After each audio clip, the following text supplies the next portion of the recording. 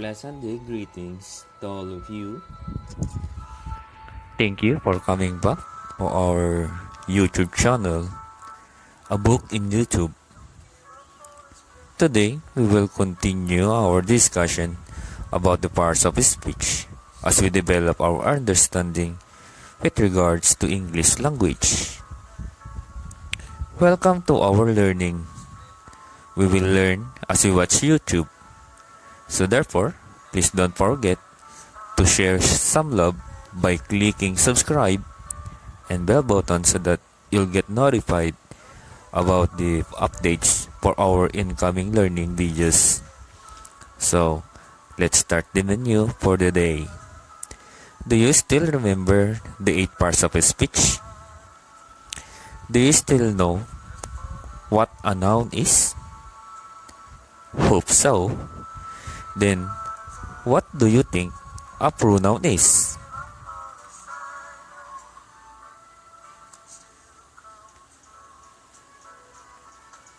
Well, a pronoun refers to a person, place, thing, event, or even animals without naming it. Pronouns substitute for nouns. Let's take a look at the example sentences. Alright? She hurt his arms. Wash it with this. The noun or pronoun for which a pronoun substitute is called antecedents. Thus, the example sentence, arm, is the antecedent of it. The antecedent she, his, and this are implied. Both speakers and decoders or writers or readers know who she and he are, and this refers to object physically present. In the second sentence, everyone who wants to come is welcome. The antecedent of who is everyone.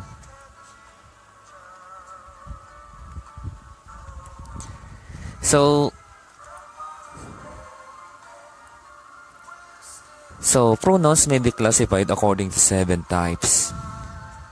Okay, number 1 is the personal pronouns that substitute for the name of a person or object. Personal pronouns can be troublesome because, unlike nouns which rarely change their form except in the possessive case, most pronouns take a different form of each of the 3 cases: nominative, objective, and possessive. So, let's go to the cases.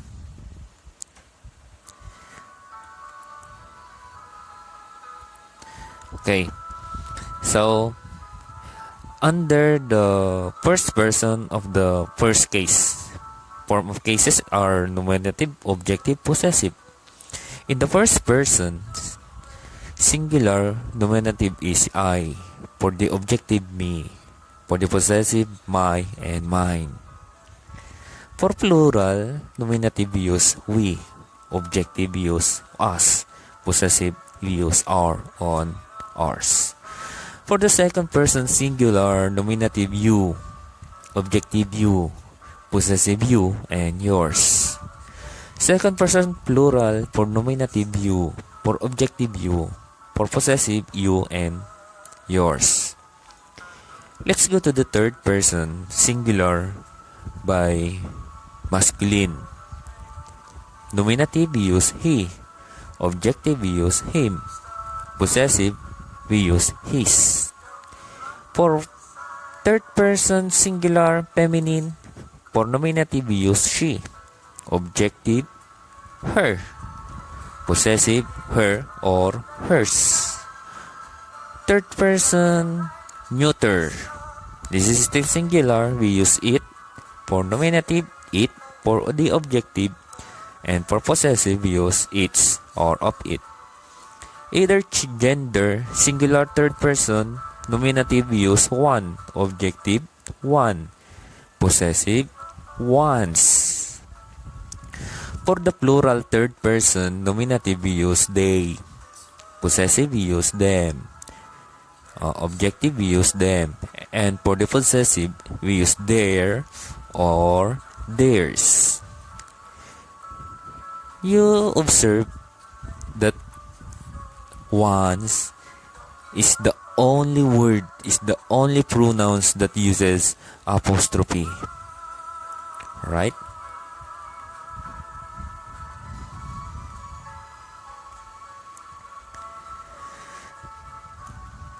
So, we move to our second pronouns, which is the relative pronouns. It links a subordinate clause with their own antecedents. The antecedents is always part of the independent clause. So let's have our example sentences. We smiled at the clerk who had been so pleasant. So in this sentence, the independent clause is a part of the sentence that can stand alone. For example, we smiled at the clerk. That's already enough. But if you give more details, we link a subordinate clause using the pronoun who. Who had been so pleasant. Who had been so pleasant is a subordinate clause. That part of a sentence cannot stand alone. If you separate it, you cannot understand what you are referring at. So may we have the other sentence. The butter hit a line drive which sent 2 men home. Alright? So our independent clause, the clause that can stand alone in our second sentence, the butter hit a line drive. Okay. So again, we are going to link a subordinate clause using which sent 2 men home. That is linking the subordinate clause. There is no difficulty of declension with most relative pronouns. Only who and whom and the related compound form present problems. The distinction between this has virtually disappeared in speech, but still maintained in writing. So, let's take a look to the cases. Nominative, objective, possessive. For nominative, we uses who, whoever, which, that, what, us. For the objective, whom, whoever, which, that, what, us. For the possessive, whose, whosoever, of which, and whose. Who and its related form refers to people, which refers to other living creatures and to things. That may be used for either persons or things. What is equivalent of that, which when used as a relative pronouns. Alright, so note, except for the word once, the possessive case of both personal and relative pronouns has no apostrophe. So as you have seen earlier, only once uses the apostrophe. Hers, his, theirs. There is no apostrophe except once. I hope that is clear. Now, we go to our interrogative pronouns. This introduce a question. They include who. For objective, we use whom. For possessive, we use whose, which, and what. So, we include who, which, and what. So, may we go to the example sentences. Whom saw him leave? Another. Whom do you mean? Another sentence. Which are the best routes from here? Okay, another. What is the direction you want to take? So we'll take that sentences one by one. Okay. So first, we had earlier, who saw him leave? What does it mean? The who. Okay. Who and its related form inquires about a person. Okay. Let's take a look to the other sentence. Which are the best routes from here? Which is about a person or thing in a group. Alright, so let's take again another sentence. Okay, let's take another sentence. What is the direction you want? What is about anything. Alright, so we still have. Okay, note, remember that the objective form whom is the object of the verb or a preposition. Okay, remember that the objective form whom is the object of a verb or a preposition. Like, whom did Petrarch did. Okay.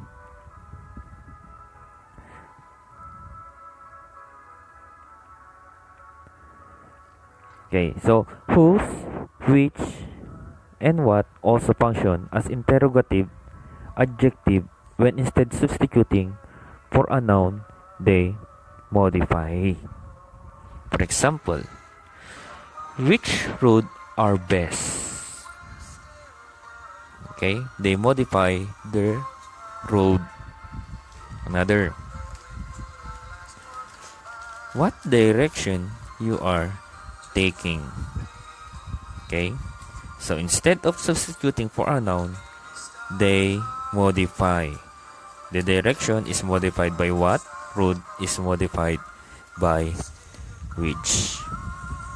Okay, so demonstrative pronouns points out a specific person or things. Principal ones are this. For plural, we use this. And that. For singular.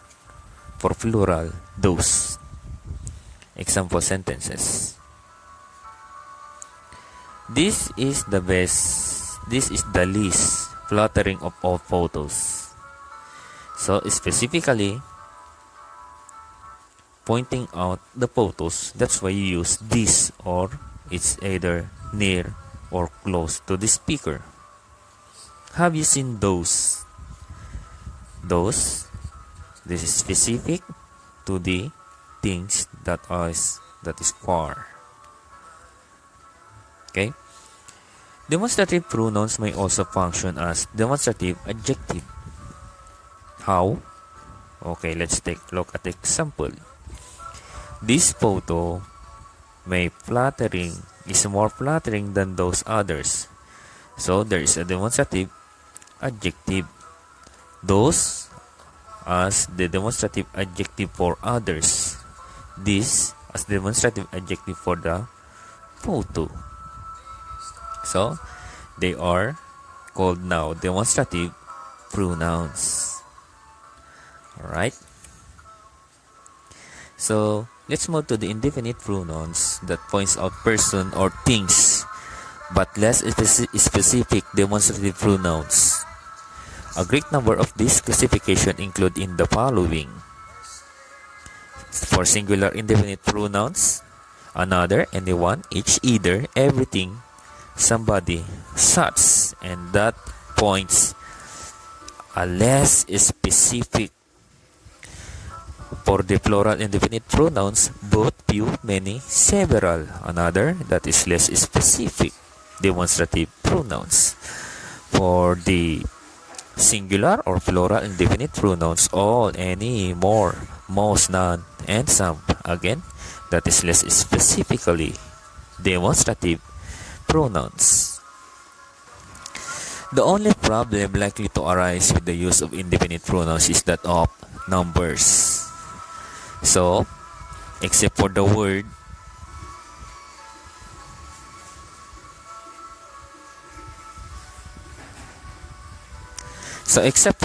none and plenty, indefinite pronouns can function as adjectives as well.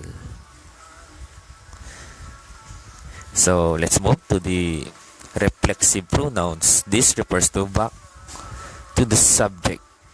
The reflexive pronouns is usually the direct object of the verb. So, sentences again. We dress ourselves hastily. The direct object. Okay? You take a look at the ourselves. Okay? So, there is a direct object of the verb. Dress. So, reflexive pronoun may also be used as for emphasis. So, let's take the sentences. Many feared the cynic itself was discredited. So, giving emphasis to the cynic, that's why the reflexive pronouns there in the sentence is itself. Okay. So, in formal English, reflexive form is not used as a substitute for either subject or object. It is likely to be a practical problem in the first person. So, we do not use a substitute. The reflexive pronouns are not used as a substitute for a subject or object. So, let's take the example. Okay. When you say Mirna and I made all the arrangement, do not use myself. Okay? Why do not use myself?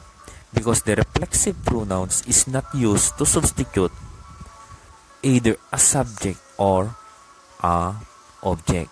So it is not used for a subject or the object. Another.